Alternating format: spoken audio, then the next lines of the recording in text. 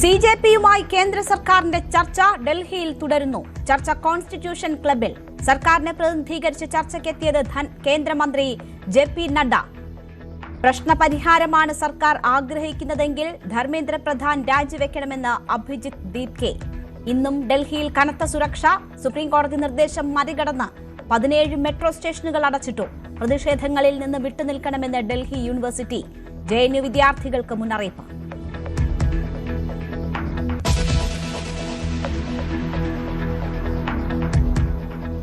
തുടർച്ചയായ 5ാം ദിവസവും പാർലമെന്റ് തടസ്സപ്പെടുത്തി പ്രതിപക്ഷം. ഇരുസഭകളും ഉച്ചവരെ നിർത്തി.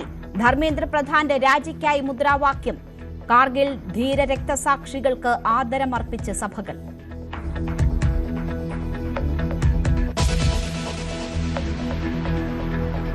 ADGP MR അജിത് കുമാറിന്റെ സസ്പെൻഷൻ ഉത്തരവ് കുറ്റപത്രം പോലെ. ഗൺമാൻമാരെ രക്ഷിക്കാൻ ശ്രമിച്ചത് ഗുരുതര ചട്ടലംഘനമെന്ന് DGPയുടെ റിപ്പോർട്ട്. സ്വന്തം ഓഫീസ് ജീവനക്കാരെ ദുരുപയോഗിച്ചു. കേസ് ഡയറി അട്ടിമറിക്കാൻ ഉദ്യോഗസ്ഥർക്ക് മേൽ സമ്മർദ്ദം ചെലുത്തിയെന്നും കണ്ടെത്തൽ. സസ്പെൻഷൻ KC വേണുഗോപാലിന്റെ സമ്മർദ്ദത്തിൽ. അഡ്മിനിസ്ട്രേറ്റീവ് ട്രിബ്യൂണലിനെ സമീപിക്കാൻ അജിത് കുമാറിന്റെ നീക്കം.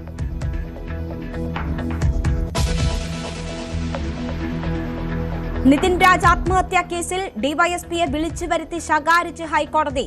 ഡോക്ടർ MK റാമിനെ അറസ്റ്റ് ചെയ്തതിൽ മാത്രം എന്തുകൊണ്ട് വീഴ്ചയെന്ന് ചോദ്യം. അന്വേഷിച്ച 10 കേസിൽ 9ലും ശരിയായി പ്രവർത്തിച്ചല്ലോ എന്ന് കോടതി.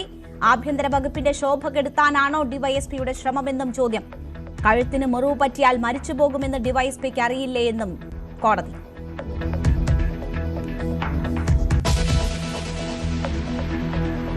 മഹാരാജാസ് കോളേജിലെ SFI നേതാവ് അഭിമന്യു വധക്കേസിൽ ഒരു വകുപ്പ് കൂടി ചുമത്താൻ പ്രോസിക്യൂഷൻ. എറണാകുളം കോടതിയിൽ അപേക്ഷ നൽകി. വിചാരണ തീയതി തീരുമാനിക്കാൻ 28ാം തീയതി വീണ്ടും കേസ് പരിഗണിക്കും.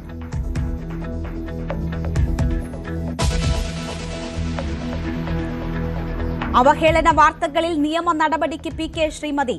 മുഖ്യമന്ത്രിക്കും ആഭ്യന്തരമന്ത്രിക്കും സംസ്ഥാന പോലീസ് മേധാവിക്കും പരാതി. വനിതാ കമ്മീഷനെയും സമീപിച്ചു. പോസ്റ്റുകളും വാർത്തകളും നീക്കണമെന്നാവശ്യം. വാർത്ത നൽകിയ സ്ഥാപനങ്ങളിലേക്ക് മാർച്ച് നടത്തി CPM.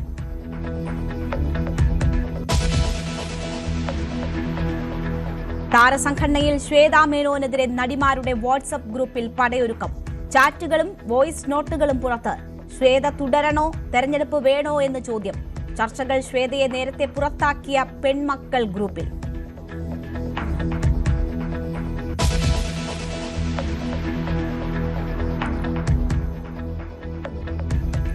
റാപ്പിഡോയും കേരള സവാരിയും സർവീസ് നടത്തും. ഡ്രൈവറുടെ ആവശ്യങ്ങൾ അംഗീകരിച്ചു. ഓൺലൈൻ ടാക്സി സമരം ഭാഗികമായി അവസാനിച്ചു.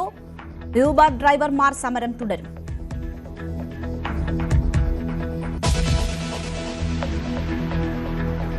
ഇതുവരെ ഇല്ലാത്ത വിധം ഉഗ്രാക്രമണം ഇറാൻ നേരിടേണ്ടി വരുമെന്ന് ഡൊണാൾഡ് ട്രംപിന്റെ ഭീഷണി. പശ്ചിമേഷ്യയിൽ അസാധാരണ പ്രതിസന്ധി.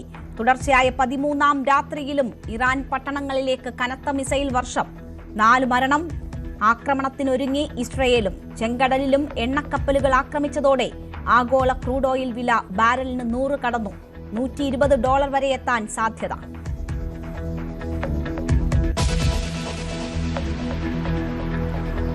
സിക്കിം ടണൽ ദുരന്തത്തിൽ മരിച്ച മലയാളി അനീഷ് മോഹന്റെ മൃതദേഹം നാട്ടിലെത്തിക്കാൻ ശ്രമം തുടരുന്നു. കൊൽക്കത്തയിൽ വെച്ച് എംബാം ചെയ്യും. ഇന്ന് മൃതദേഹം കൊണ്ടുവന്നാൽ സംസ്കാരം നാളെ കോട്ടയം പാമ്പാടിയിലെ വീട്ടുവളപ്പിൽ. മരിച്ച Aneesh Mohan national hydro power കോർപ്പറേഷനിലെ സീനിയർ ജിയോളജിസ്റ്റ്.